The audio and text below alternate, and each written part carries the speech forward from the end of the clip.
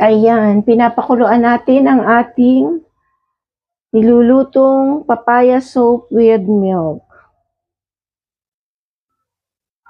So, ang ingredients po niya ay ginadgad na papaya, kalahating papaya, isang latang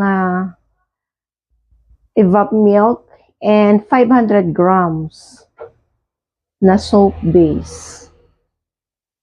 Haluin po natin hanggang siya ay kumulo.